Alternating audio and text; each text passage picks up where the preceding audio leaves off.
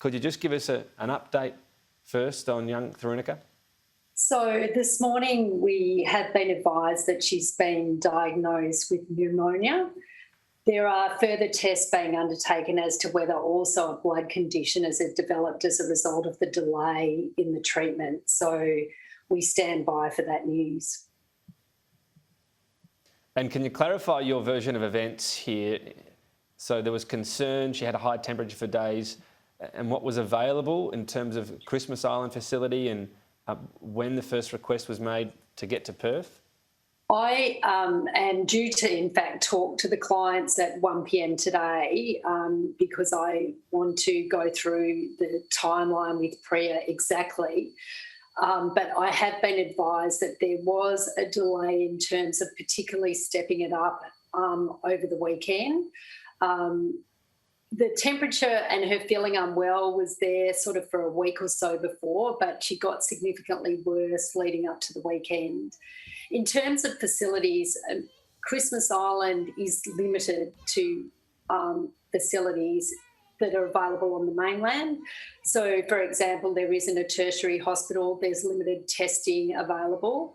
But you're also, unlike in a normal circumstances where you would take your child to the doctor, you have to rely on generally going through a nurse to check and then it being stepped up by the department or the IHMS that has the tender in relation to medical treatment of detainees.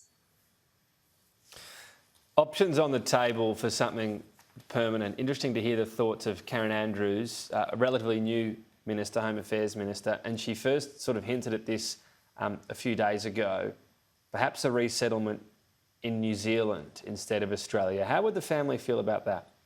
Well, to be honest with you, that's the first we've heard about it through the media. So it isn't something that I've been able to put to the table to discuss with the clients yet. We would want to know more details in relation to how it's going to work and what is going on with that option.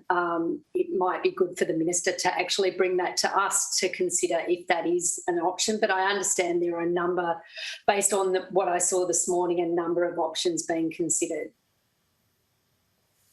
And from what you know of them, how willing would the family be to consider those options? We know their first choice for a while has been going back to Billa, but it's been such a drag. I mean, look, even being able to put that to the clients at the minute, given the circumstances of the child in hospital, is going to be difficult.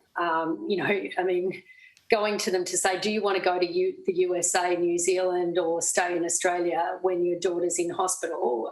In some respects, I think it's not necessarily the right time to do that. So, and as I said also, I mean, I'd like to see more about what that's about first before, making any decision or advising my clients you should consider that option. I think that's fair and reasonable in the circumstances. Right.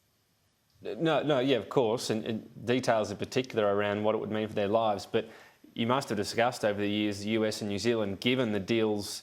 Well, one of them was a deal in place already for many years with the Australian government. The other one was an offer for many years from the New Zealand government, which Australia was willing to take up, but for a couple of things they wanted to clear up. So this must have been a discussion point.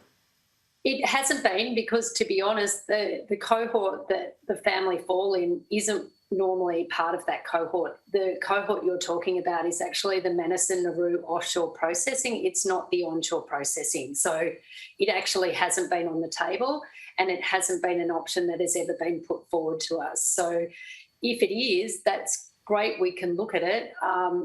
Yes, look, our clear preference is for them to remain in Australia. As, to be honest, so is the Australian community. I did hear your speaker earlier indicate that the community support in this area may not have changed. I disagree with that. No matter where I go, whether it's on a sporting field, at a local pub, etc., the general view is that, why is this family still in detention? There has been a change. This is a unique case and it probably needs to be treated in that way. I understand you want to talk to the family about that, so we'll wait till you've done that.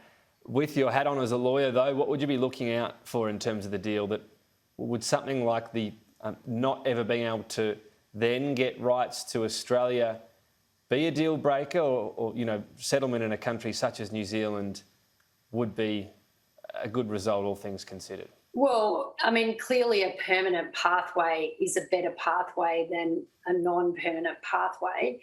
But again, I mean, I don't think I'm going to discuss that any further until I see more detail in relation to it.